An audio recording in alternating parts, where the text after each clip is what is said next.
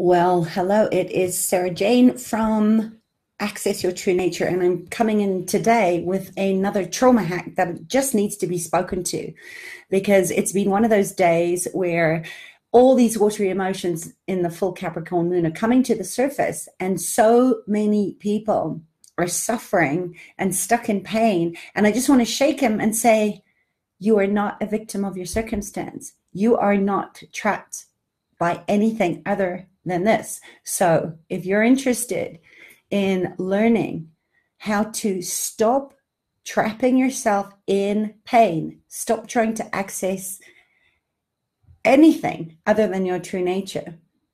And I have a question for you too. We have to stop feeding this monkey, the monkey mind. Stop doing it. South Africa is in one of the worst recessions ever. People are doing tiny acts of desperation every single day. I don't know about the rest of the world, but here, every time I speak to a client, and I spoke to a couple today in session that were really feeling trapped in their circumstances. And I just thought before my next session, I want to jump in here and just try to give you a different perspective on what could be going on in your life. So here's your question, and type it in the comment. Are any of us actually trapped by our jobs? Are we trapped in our relationships with other human beings? Are we? What are we trapping ourselves into? It's the image that we have of ourselves that we cannot imagine a way out of. It's as simple as that. It's too painful. And, Anthony Bourdain and all these people in the media right now that are taking their own lives. Imagine a person gets to a point where they haven't taken their life yet, but maybe they're on the verge of it. Are they concerned at all about the pain that they're going to leave behind them, the pain that they're producing in their families? I see this in addiction as well, where lives disintegrate. Are they involved in any of that? Yes, they are in a small way, because they hate themselves for causing the pain that they keep causing. But they can't stop causing it. They're feeling trapped because they can see the pain that they're producing in others, but they don't know how to stop it, because the image that they have of themselves is so solid and so deeply ingrained and interwoven into this whole idea of ending something and walking into what could be unknown territory is more frightening, not to just who they are, but to the nature of them that's imagined themselves as something that they've only known as them. I was there. I'll admit it. I was trying to take my way out of it, because my life and the person that I imagined myself to be was gone in a heartbeat. But here's the thing. None of us are trapped in our lives. Hi, Marys. Hi, Paul. Hi, Desi. Yeah, tough medicine tonight, some fierce medicine, because, I know a lot of people, they come to me and they say, you know what, you don't understand. I'm trapped. I'm trapped in a 1-bedroom apartment with a piece of foam for a bed. I'm trapped in a job because I'm the only one supporting my family and keeping the lights on and food on the table. I've been there. But here's the thing, you're not trapped. And I wish someone had told me that when I was in that deep, dark hole, because there's something inside of us that wants to feel that way, because it's this image of freedom that we came into this world and then picked up from society that doesn't know anything about being free. And this is what I was talking about yesterday. The dream that you're talking about isn't your dream. We're fighting for a life and protecting a life that we're not living, because we're infected by this illusion, this dream of how life's supposed to be. I love music, but part of my dream to learn an instrument was trapped by this illusion that I had to be a great musician. And I lost the love because of the longing to be someone instead of the understanding, to the point of this, think of a child. And I might be rambling a little bit because I'm really, really fired up about this. But can you remember when you were a child and you played for the sake of playing? I mean, I've always loved animals. From a little kid, I wanted to be a vet. I wanted to help animals. And maybe you want to be a fireman or a pilot or a musician. And we recognize something in that person that is being in the role of all of that. And we're attracted to it. Why are we attracted to an athlete or a musician or a poet or an artist? Why are we attracted to these things? To becoming a musician or a painter? Because something that you came into this life with in your true divine nature understands without words that there's a relationship that can be involved here with this skill, this craft, this power, this capacity, that if you could learn about it, you'd know more about yourself. And here's the rub. You'd become something more than yourself. That's where the pain lies, because real love doesn't have any becoming in it. Real love is just about being. It's not about becoming. When you love something, there's no wanting to become something greater than you are. You're made into someone through that love. You are a oneness and contribution in love, being you, because the observer and the observed share something. And this is where the suffering starts. It becomes corrupted because the love for painting or the love for being a musician and the need to keep it in place of what you think it means to be a successful musician or painter is what traps us. The child imagines these things and gradually moves into, from a wish to perfect a part of themselves, into a performer that has to be believable to those that are receiving the performance or the painting or the service. So we move away from our true nature, and something inside of us starts to live in the image of what that identity depends upon, instead of simply being ourselves. You than you. The trap is the image and the identity that cannot escape it, save from other than acts of desperation. And the solution is to just be yourself. And I don't mean that as an empty platitude.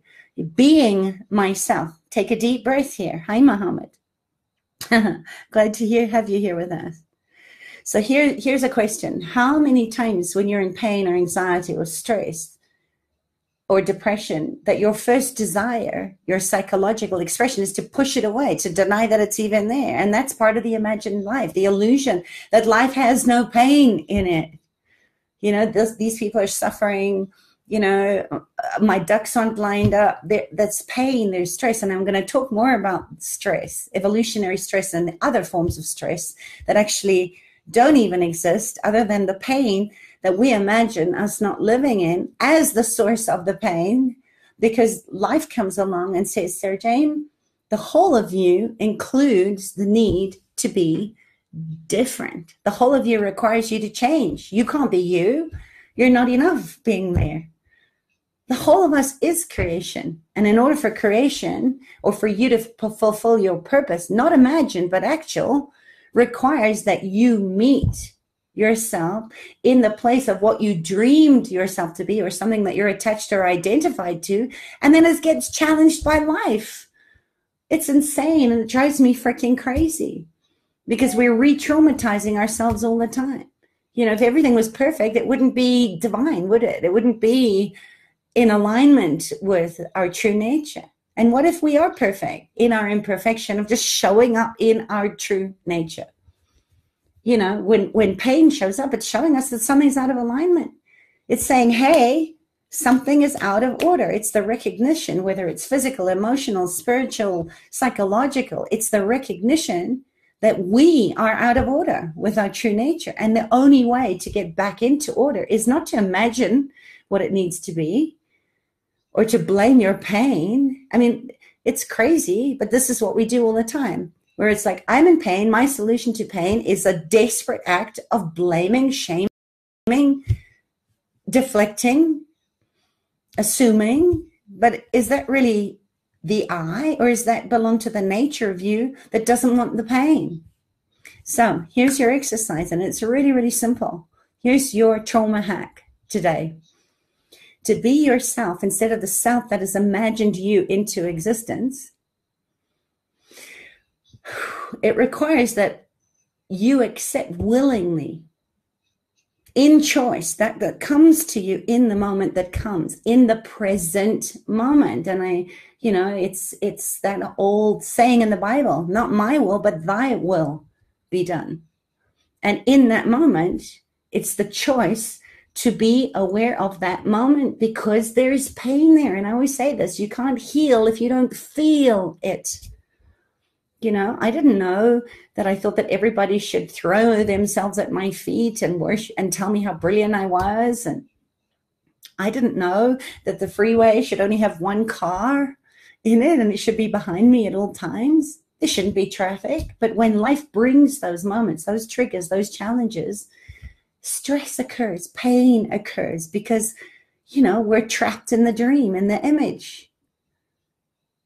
And here's what I say over and over again to my clients: use your pain as fuel to cut the cords of the lies and limitations and illusions of the life that you've imagined, how you're supposed to look, that's actually killing you, sucking the life force and the joy out of you. So when life challenges you, your stories, it's death of the story, it's not death to you, and yet we think we're going to die. So use your pain to express your desires and then do the actions that are aligned to get you there. That's authenticity, not this cliche shit that's been flying around. Use your pain as fuel. It's an opportunity and it's a gift. And this is what this full moon in Capricorn is asking us to ask: whose story am I in? Well, I'm in the dream. I'm in the illusion. And it's saying, I'm not supposed to be like that. You're supposed to love me. I shouldn't be sitting here. Look at what I've done. We're always looking for what's in it for me. What am I going to gain? But we're so afraid of what we're going to lose that the pain that we're experiencing and the part of you that's developed, whatever story you've created, and acknowledge it. Because it's not that life is denying you. The suffering is because you are telling life who you are and what you should be like and what your life should look like. And it's not meeting you there. So we have to look at the dream of what we imagine ourselves to be and who we actually are. And the more that you shorten that gap and you come into integrity and authenticity and alignment with who you are, nobody is more youer than you. Then you stop protecting the sense of the self that cannot be protected. Then you have a way to work with this to make pain useful, to make the suicides and the other addictions and destructions that we're doing to ourselves and to others all the time into aligned action, because you can start to recognize who you truly are. That part of you never went away. Your soul knows like it knows. And here's the thing, when famous people, and I spoke about this the other day when I was talking about Anthony Bourdain, if these famous people take their own lives, then we go, holy crap, if he took his life, then who am I? You know, this is about agreeing to say yes when you want to say no. Stop fishing for compliments. Start looking for likes. Stop looking for validation of things that you think are important. And then you're challenged by somebody else. And then you won't let it go until they get to align and agree with you. You know, this is the time we need to remember how to be human beings in the kindness and the compassion and the patience and the persistence and the presence, to help us break down this illusion of being trapped. You are not trapped. I really want you to understand that. Give me a hell yes if you're with me. Because you have always been enough in your true nature. Stop trying to escape the pain. Feel every emotion. Notice the thoughts that come up after that. And go there, sit there in your deep down, in the shadows, do the work and see how things start to transform, because we can't keep doing things the old way. You can keep trying to get a different result, but it's not going to work. And you know that. You and I both know that. That just creates more suffering. So stop living a life that you're killing yourself to protect and defend. That's actually, you're dying inside. Your soul is dying inside every time you take on another lie and try and make it true. Nobody is youer than you. Trust me on that one. And if you need support, end of tomorrow, I'm offering a healing session, an alignment frequency session using biogeometry and some of my most powerful tools in my toolbox to support you in remembering your divine blueprint and coming back into alignment with your purpose and your path. It's time to take the masks off, people. It's time to say no more. So that's my rant. That's my trauma hack for today. Like it, share it, tell me what you want to hear more about. And I will be coming through in the next couple of days with a short series. They won't be long.